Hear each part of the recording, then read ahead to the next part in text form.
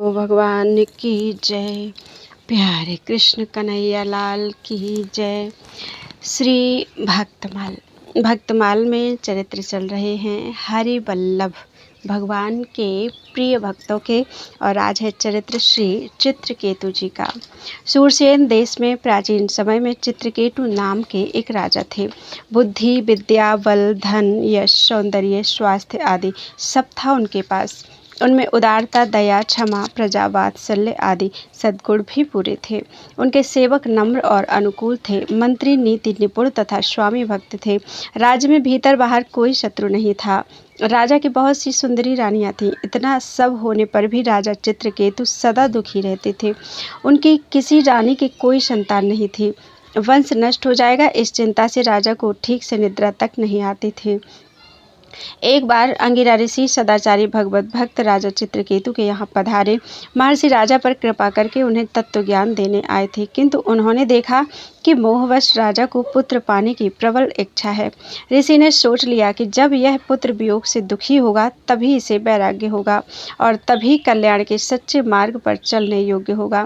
अतः राजा की प्रार्थना पर ऋषि ने त्वष्टा देवता का यज्ञ किया और यज्ञ से बचा अन्न देकर यह कह दिया कि इसको तुम किसी रानी को दे देना।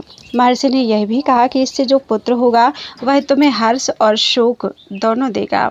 उस अन्न को खाकर राजा की एक रानी गर्भवती हुई, उसके पुत्र हुआ। राजा तथा प्रजा दोनों को अपार हर्ष हुआ। अब पुत्र स्नेहवश राजा उसी रानी से अनुराग करने लगे। दूसरी रानियों की याद ही अब उन्हें नहीं आती थी। राजा की अपेक्षा से उनकी दूसरी रानियों के मन में सौतिया डाह उत्पन्न हो गया। सबने मिलकर उस नवजात बालक को एक दिन विष दे दिया और बच्चा मर गया। बालक की मृत्यु से मारे शोक के राजा पागल से हो गए। राजा को ऐसी विपत्ति में पड़ा देखकर उसी समय वहां देवर्षि नारद जी के साथ महर्षि अंगिरा जी आए। वे राजा को मृत बालक के पास पड़े देख समझाने लगे, राजन, तुम जिसके लिए इतने दुखी हो रहे हो वह तुम्हारा कौन है? इस जन्म से पहले वह तुम्हारा कौन था? अब आगे यह तुम्हारा कौन रहेगा? जैसे रेत के कण जल के प्रवाह से कभी एकत्र हो जाते हैं और फिर अलग अलग हो जाते हैं, वैसे ही काल के द्वारा विवश हुए प्राणी मिलते और अलग होते हैं। यह पिता पुत्र का संबंध कल्पित है। ये शरीर न जन्म के पूर्व थे न मृत्यु के पश्चात रहेंगे, अतः तुम इनके लिए शोक मत करो। राजा को इन वचनों से कुछ सांत्वना मिली। उसने पूछा, महात्मन, आप दोनों कौन हैं? मेरे जैसे विषयों में फंसे मूढ़बुद्धि लोगों को ज्ञान देने के लिए आप जैसे भगवत भक्त सिद्ध महापुरुष निस्वार्थ भाव से पृथ्वी में विचरा करते हैं। आप दोनों मुझ पर कृपा करें, मुझे ज्ञान देकर इस शोक से बचाएं। महर्षि अंगिरा ने कहा, राजन, मैं तो तुम्हें पुत्र देने वाला अंगिरा हूँ और मेरे साथ ये ब्रह्मपुत्र देवर्षि नारद जी हैं। तुम ब्राह्मणों के और भगवान के भक्त हो, अतः तुम्हें क्लेश नहीं होना चाहिए। मैं पहले ही तुम्हें ज्ञान देने आया था, पर उस समय तुम्हारा चित्त पुत्र प्राप्ति में लगा था। अब तुमने पुत्र के वियोग का क्लेश देख लिया। इसी प्रकार स्त्री, धन, ऐश्वर्य आदि भी नश्वर हैं। उनका वियोग भी चाहे जब संभव हो और ऐसा ही दुखदायी है। ये राज्य, ग्रह, भूमि, सेवक, मित्र, परिवार आदि सब शोक, मोह, भय और पीड़ा ही देने वाले हैं। ये स्वप्न के दृश्यों के समान हैं, इनकी यथार्थ सत्ता नहीं है। अपनी भावना के अनुसार ही ये सुखदायी प्रतीत होते हैं। द्रव्य, ज्ञान और क्रिया से बना इस शरीर का अभिमान ही जीव को क्लेश देता है। एकाग्र चित्त से विचार करो और एकमात्र भगवान को ही सत्य समझकर उन्हीं में चित्त लगाकर शांत हो जाओ। राजा को बोध देने के लिए देवर्षि नारद ने जीव का आवाहन करके बालक को जीवित कर उससे कहा, जीवात्मन, देखो, ये तुम्हारे पिता, माता, बंधु बांधव तुम्हारे लिए व्याकुल हो रहे हैं। तुम इनके पास क्यों नहीं रहते? जीवात्मा ने कहा, ये किस किस जन्म में मेरे माता पिता हुए थे। मैं तो अपने कर्मों का फल भोगने के लिए देवता, मनुष्य, पशु, पक्षी आदि योनियों में अनंत काल से जन्म लेता आ रहा हूँ। सभी जीव परस्पर कभी पिता, कभी पुत्र, कभी मित्र, कभी शत्रु, कभी सजातीय, कभी विजातीय, कभी रक्षक, कभी विनाशक, कभी आत्मीय और कभी उदासीन बनते हैं। ये लोग मुझे अपना पुत्र मानकर रोते क्यों हैं? शत्रु मानकर प्रसन्न क्यों नहीं होते? जैसे व्यापारियों के पास वस्तुएं आती और चली जाती हैं, एक पदार्थ आज उनका है, कल उनके शत्रु का है, वैसे ही कर्मवश जीव नाना योनियों में जन्म लेता घूमता है। जितने दिन जिस शरीर का साथ है, उतने दिन ही उसके संबंधी अपने हैं। यह स्त्री पुत्र घर आदि का संबंध यथार्थ नहीं है। आत्मा न जन्मता है न मरता है, वह नित्य अविनाशी सूक्ष्म सर्वाधार स्वयं प्रकाश है। वस्तुतः भगवान ही अपनी माया से गुणों के द्वारा विश्व में नाना रूपों में व्यक्त हो रहे हैं। आत्मा के लिए न कोई अपना है न पराया, वह एक है और हित अहित करने वाले शत्रु मित्र आदि नाना बुद्धियों का साक्षी है। साक्षी आत्मा किसी भी संबंध तथा गुण दोष को ग्रहण नहीं करता। आत्मा तो कभी मरता नहीं, वह नित्य है और शरीर नित्य है नहीं। फिर तो ये लोग क्यों व्यर्थ रो रहे हैं। राजपुत्र का जीवात्मा इतना कहकर चला गया, उसकी बातों से सबका मोह दूर हो गया। मृतक का अंत्येष्टि संस्कार करके राजा शांत हो गए। जब बालक को विष देने वाली रानियों ने यह ज्ञान सुना, तब उन्हें बड़ा पश्चाताप हुआ। यमुना तट पर जाकर उन्होंने अपने पाप का प्रायश्चित किया। राजा चित्रकेतु ऋषियों के उपदेश से शोक मोह भय और क्लेश देने वाले दुस्त्यज ग्रह के स्नेह को छोड़कर महर्षि अंगिरा और देवर्षि नारद जी के पास जाकर उनसे भगवत प्राप्ति का साधन पूछने लगे। नारद जी ने उन्हें भगवान शेष का ध्यान तथा स्तुति मंत्र बतलाया। उपदेश करके दोनों ऋषि चले गए। राजा ने 7 दिन केवल जल पर रहकर एकाग्र चित्त से उस स्तुति रूप विद्या का अखंड जप किया। उसके प्रभाव से वे विद्याधरों के स्वामी हो गए। कुछ दिनों में राजा चित्रकेतु विद्या के बल से मनोगति के अनुसार भगवान शेष के समीप पहुंच गए। उन्होंने सनत कुमार आदि महर्षियों से सेवित संकर्षण भगवान के दर्शन किए। राजा ने प्रेम विह्वल होकर भगवान के चरणों में प्रणिपात किया और वे भगवान की स्तुति करने लगे। दयामय भगवान प्रसन्न हुए। उन्होंने चित्रकेतु को परम तत्व का उपदेश किया।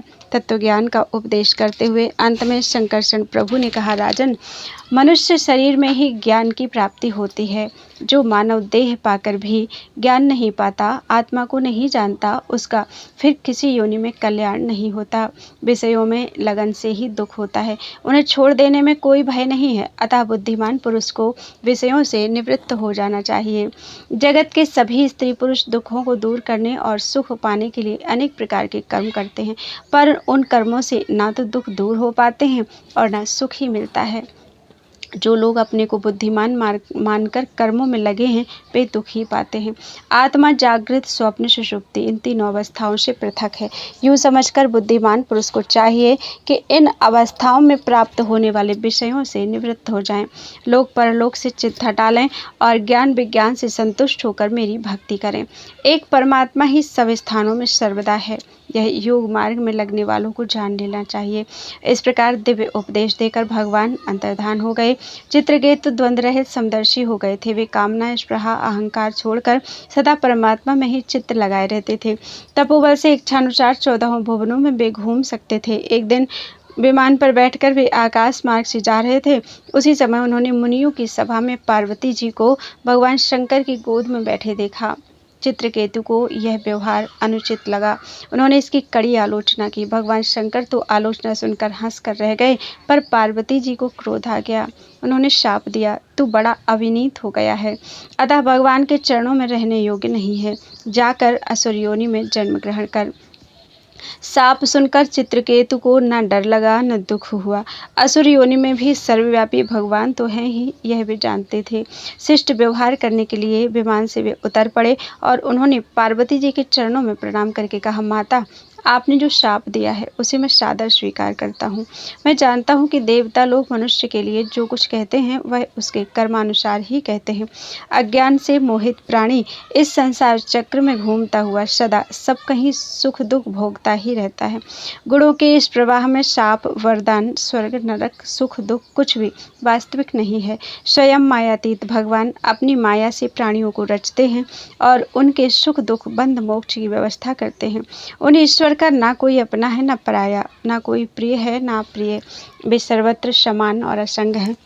जब उन सर्वेश्वर को सुख से प्रेम नहीं है, तब क्रोध तो होगा ही कैसे। परंतु उनकी माया से मोहित जीव जो पुण्य पाप रूप कर्मों को करता है, वे कर्म ही उसके सुख दुख आदि के कारण होते हैं। देवी, मैं साप से छूटने के लिए आपको प्रसन्न नहीं कर रहा हूँ। आपको मेरे वचन बुरे लगे, इसके लिए आप मुझे क्षमा करें। इस प्रकार क्षमा मांगकर चित्रकेतु विमान पर बैठकर चले गए। उनकी यह असंग स्थिति देखकर सबको बड़ा आश्चर्य हुआ। शंकर जी ने कहा, देवी, तुमने भगवान के दासानुदासों का महात्म्य देखा। भगवान नारायण के परायण भक्त किसी से भी डरते नहीं।